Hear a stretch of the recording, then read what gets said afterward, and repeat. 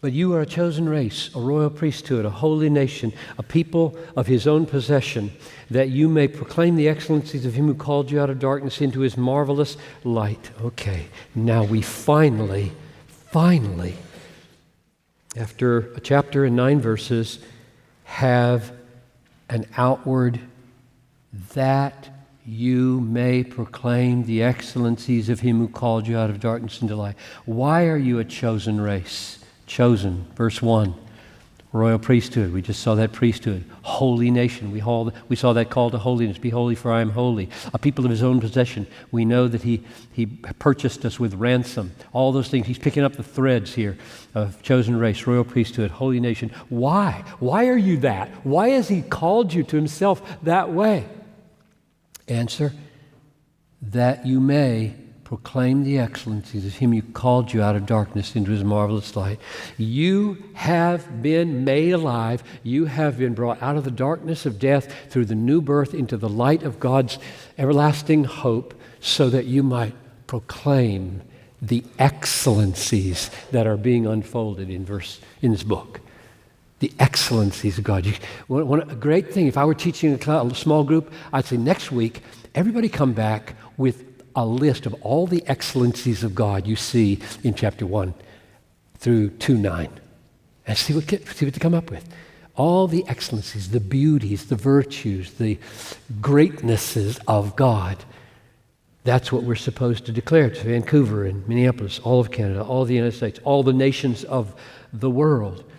Once you were not a people, but now you are God's people. Once you had not received mercy. That's right, and now you have received mercy. You are a debtor. This is to use Paul's language now. You're a debtor to everybody in Vancouver, a debtor to everybody in your hometown, a debtor to the world, a debtor to the unreached peoples of the world, because you've been shown mercy. You remember the parable in Matthew 18? This person owed the king $10, and this person owed the king 20 years' wages. And the king, I can get that right. This person owed the king 20 years' wages, and the king forgave him. He goes out and wrings the neck of his fellow servant who owes him $10. Something went wrong there, right? If you knew yourself to be treated with that much mercy, you wouldn't go wring the neck of anybody. You'd be on your face with such deep humility and deep gratitude and deep self-denial and hesitancy to be a demanding person. You would just know yourself so loved and so mercifully cared for. You'd be hating all the ways that you treat your wife or husband badly by treating them in a way that God has not treated you in Christ. Beloved, I urge you as sojourners and exiles. There it is again.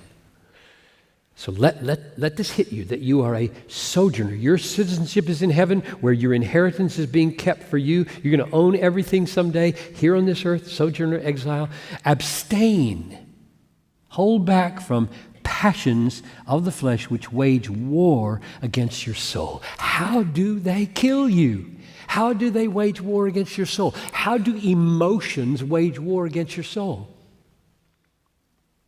Because they dethrone hope in God. They dethrone joy, glorified and inexpressible. You have been called out of darkness into marvelous light. You have been born again. You have been ransomed by Christ, so that the emotions that fill your soul are hope and faith and joy, loving Christ, treasuring Christ. And then there are these other passions. You need more money. You need more sex. You need more approval from men. You need more success. You need. And they start to come in, and the joy and the hope and the faith and the love start to become small. What did Jesus say? You cannot serve two masters. Either you will hate the one and love the other, or you will be devoted to the one and despise the other. You can't serve God and money. That's what's going on here. The war, they wage war. They come in to displace. You can't have them together. You can't have them together. If you want to love this world, you cannot love God. And so he's pleading, as sojourners and exiles, take the cues for your affections from heaven and Christ, not from the flesh of this world. And again, conduct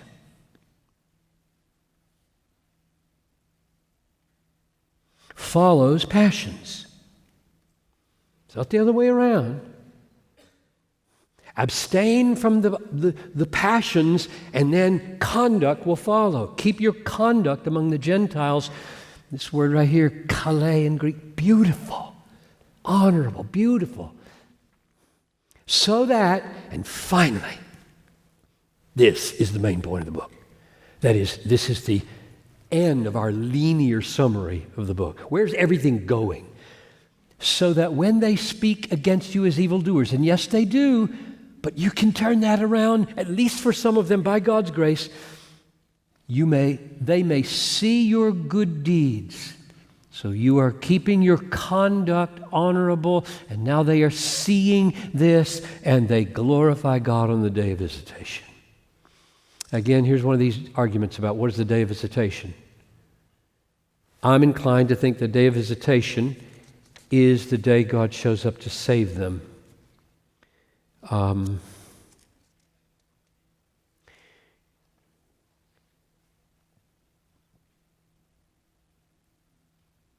In Acts 15:14, Simeon has related how God first visited the Gentiles to take from them a people for his name.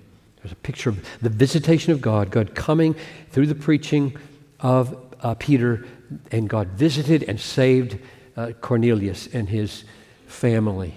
Luke 1:68, blessed be the Lord God of Israel. He has visited and redeemed his people. And over in chapter 3, verse 1, it says, to the wives who are married to unbelieving husbands, strive to win them without a word by your chaste behavior, your chaste conduct. So that would be glorifying God on the day of visitation when the husband puts his faith in Christ. So I don't know for sure that this day of visitation, if this were the second coming, then you'd have the same issue of, is the glorifying of God on the day of visitation willingly or unwillingly? Like every knee will bow and confess that Jesus is Lord, unbeliever and believer will all bow. But some will give him glory from a heart of faith, and others constrained by a heart of rebellion. I don't think Peter is trying to get people to glorify God unsavingly. I think he's saying, I want you to so live that they will see your good deeds and glorify God. And you all recognize this is a quote from Matthew 5:16.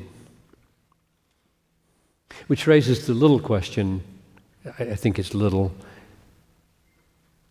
How do you want people to see your good deeds and give glory to your Father without disobeying Matthew 6:1 that says, don't do your acts of charity, your fasting, your praying, your almsgiving in order to be seen by men, for then you will have no reward from your Father who's in heaven. So don't do them to be seen by men. And here, strive to have your good conduct noticed so that people give glory on the day of visitation.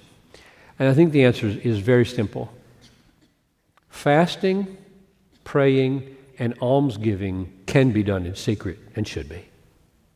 Helping your neighbor change a tire at 1 a.m. is not possible to be invisible. He called you, or you saw him out there.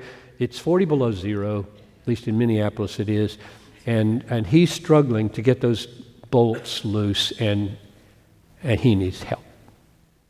And if you go to help him, you can't do it invisibly. And so it is with all loving good deeds, right? Face-to-face good deeds. Anything you do for people, by definition, is seen by people. And that's what he's talking about. You don't have to have a sense of, oh, I've got to be seen, I've got to be seen. Just do it, just love. And you'll be seen. And that's what he's talking about here. Now, we've got 13 minutes. And what I think I want you to see in those 13 minutes is, here's what's coming next. So I can give you the big picture and then maybe use one of the paragraphs as an illustration. The next thing we have is, okay, I hear you talking about these new behaviors and conduct and readiness to suffer. What about government? What about Nero? What about slaves and their masters? What about wives married to unbelieving husbands? Those are our three units that are right here. Two of them at the end of chapter 2, one of them. And then husbands, what about your response to the women that you're married to? And all three of those paragraphs have commonalities. They have interesting perspectives on how you deal with hardship in each of those government, you could call this employment, although that's kind of a whitewash. Slavery was not pretty. And then marriage. And the issue is, how do you do it as an exile and a sojourner? How do you be a citizen of Canada and a citizen of heaven? So let's just take that paragraph, verses 13 to 17, and probably that will be as far as we can get. So, but let the principles here in verses 13 to 17 spill over, because this book is really about how to get along in a culture in Pontus, Cappadocia, Galatia, Asia, how to get along in those Roman provinces with persecution on the horizon, and the society's already indifferent or hostile to you. And can you be a citizen there? And can you be married there to an unbeliever? And can you serve as a slave and be a Christian when your slave master is so mean? That's the issue. Okay, so let's close with this paragraph. Be subject for the Lord's sake to every human institution. That word right there, literally it's every human creature or creation. And it might mean only institution, but it is interesting that the paragraph ends, honor everyone. Not just institutions. Love the brotherhood. Fear God, honor the emperor. So the emperor, for sure, is in mind here. But what about honor everyone? So my take is that Peter has in mind not just how do you relate to institutions like family or slavery or government, but how do you relate to the people in your life? Whether it be to the emperor as supreme, little pause there, that word, and I know I'm pulling rank here with regard to Greek, but maybe a few of you will be enticed to study Greek. I think that would be great, lay people or pastor. Huperekontos here is the same word used in Philippians 2:3, where it says, let each of you consider others blank than yourselves. I grew up reading better than yourselves in the King James Version, which I always thought was strange because I knew I was better at algebra than my sister was. So how to consider her better than me? When she could read 10 times faster than I, so she was the reader, I was the math guy, and I just didn't get that. That's not a good translation. Better, like better. What do you mean better? So I think the way the ESV translates it, pretty good, is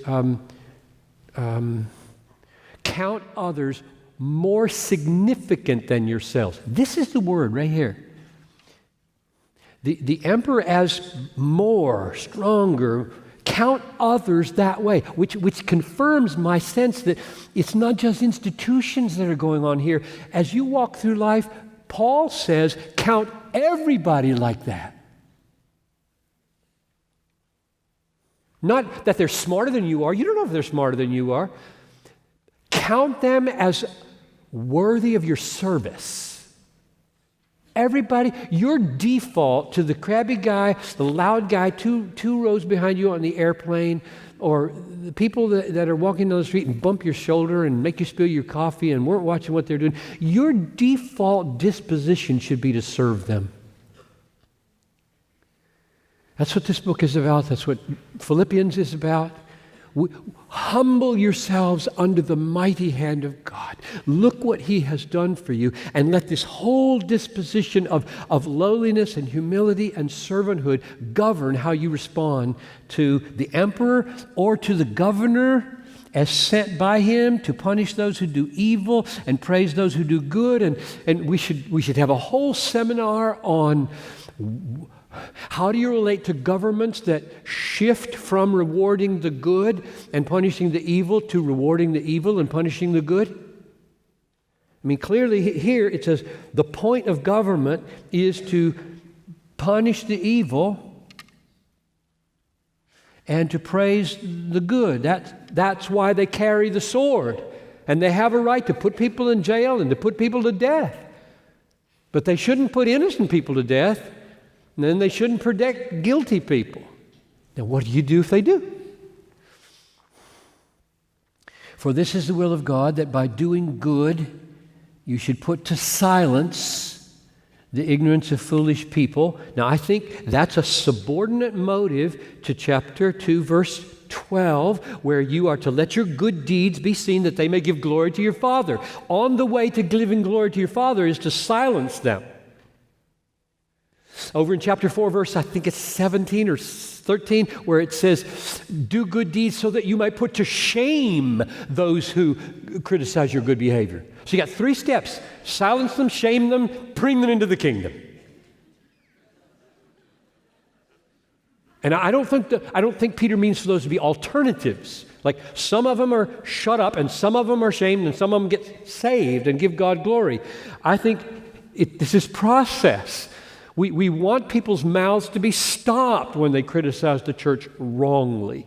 There are real criticisms of the church, and there are wrong criticisms of the church, and we would like to so live as to stop the mouths of those who do wrong criticism of the church on the way to, if necessary, being shamed, if necessary, on the way, if it works, on the way to giving glory to our Father.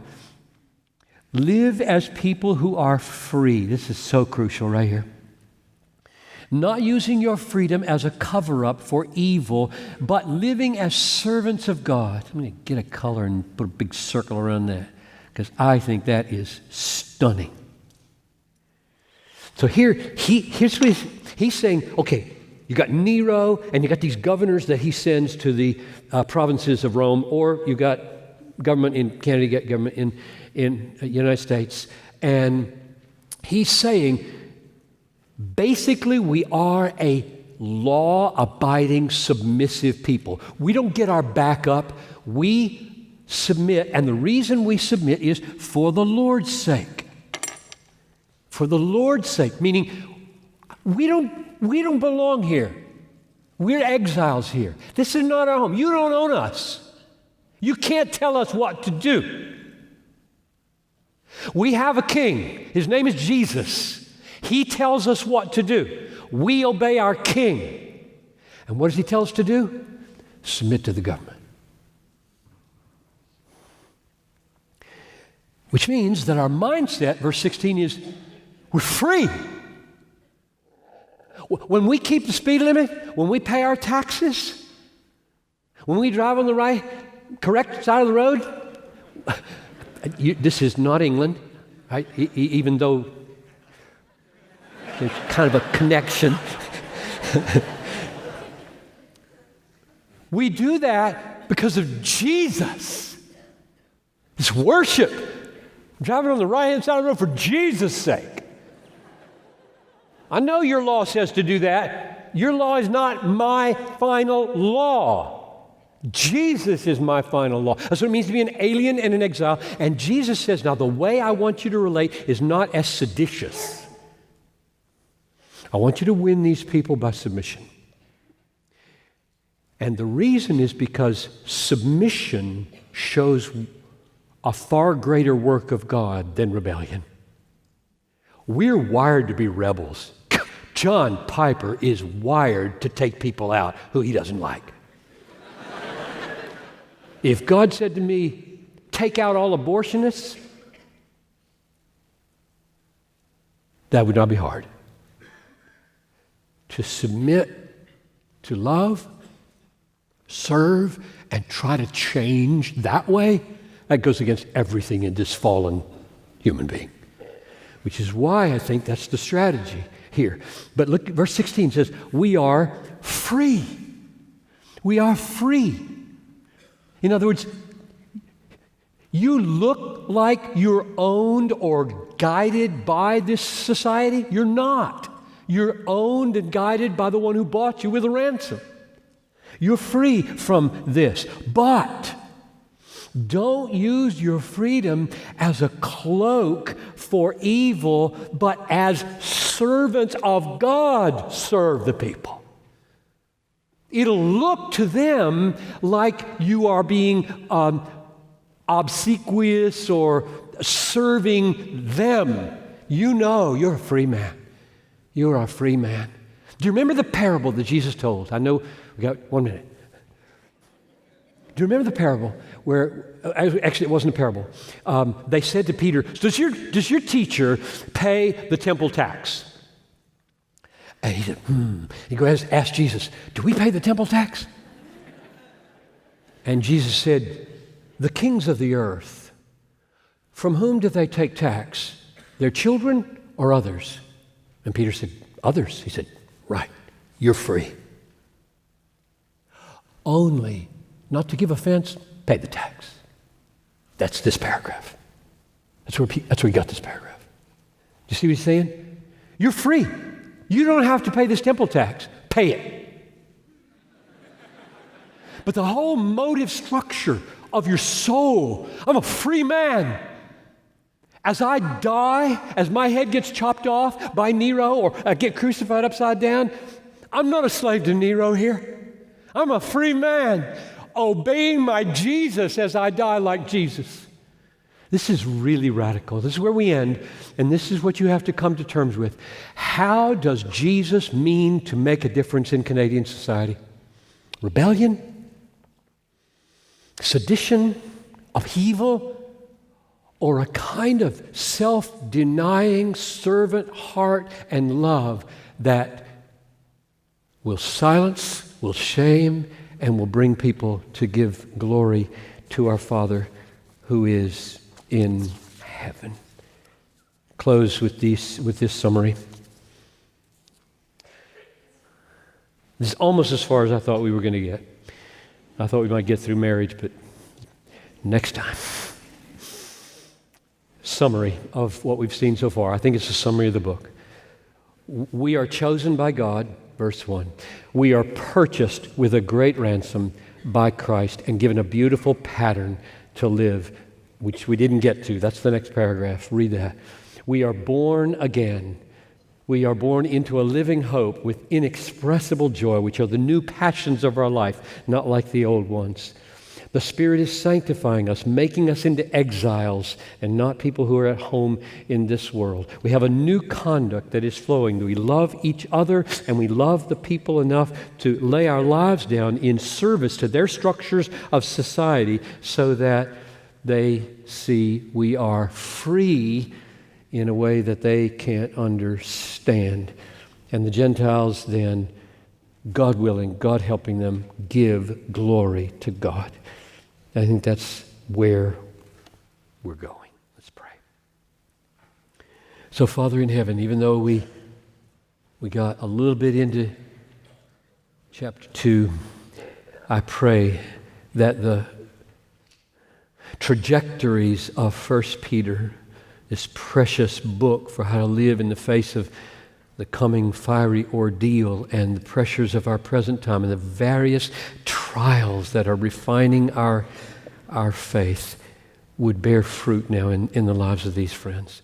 Oh, what a difference it would make if we were all conquered in this way from our selfishness and our pride and our rebelliousness and made into servants who live lives of kindness and gentleness and meekness, serving others that they might give glory to our Father who's in heaven. Do this great work for your great name. Through Christ, I pray. Amen.